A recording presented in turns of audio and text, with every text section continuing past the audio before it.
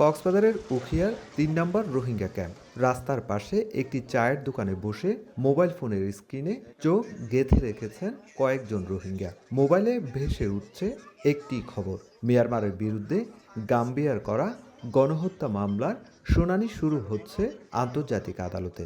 YouTube, তাই Google's, তাই ফেসবুকের মাঝে আগাগোড়া বিভিন্ন ধরনের সাথে মিডিয়া করে, তাই বিভিন্ন পেশকলতুন আইডিয়াকলতুন তাই আর জিনোসাইড বিজিদে ইয়ানোর তাই ইন্টারন্যাশনাল কমিউনিটি বেগিনে জানা এভিডেন্স আছে।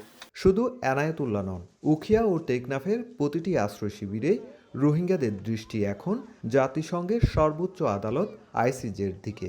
যুবক, ইমাম, শিক্ষক, কমিউনিটি নেতা কিংবা নারী, সবারই কৌতূহল একটাই, গাম্বিয়ার দায়ের করা মামলায় আন্তর্জাতিক আদালতে কি হবে।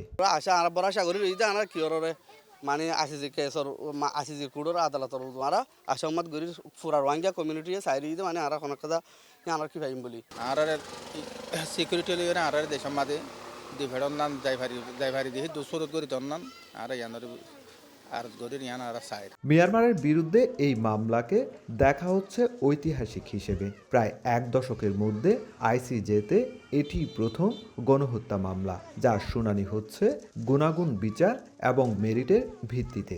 গাম্বিয়ার দায়ের করা এই মামলার শুনানি চলবে 2 সপ্তাহ।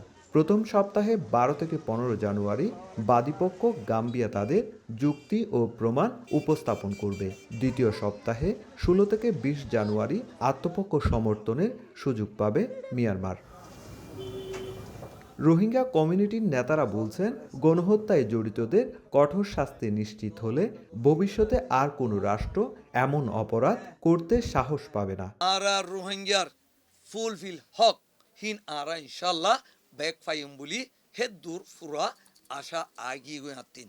আর সম্ভাব্য ইতিবাচক রায় মিয়ানমারের উপর আন্তর্জাতিক চাপ আরও বাড়বে বলে মনে করছেন সংশ্লিষ্টরা। গাম্বিয়ার যে আবেদন মাননীয় আন্তর্জাতিক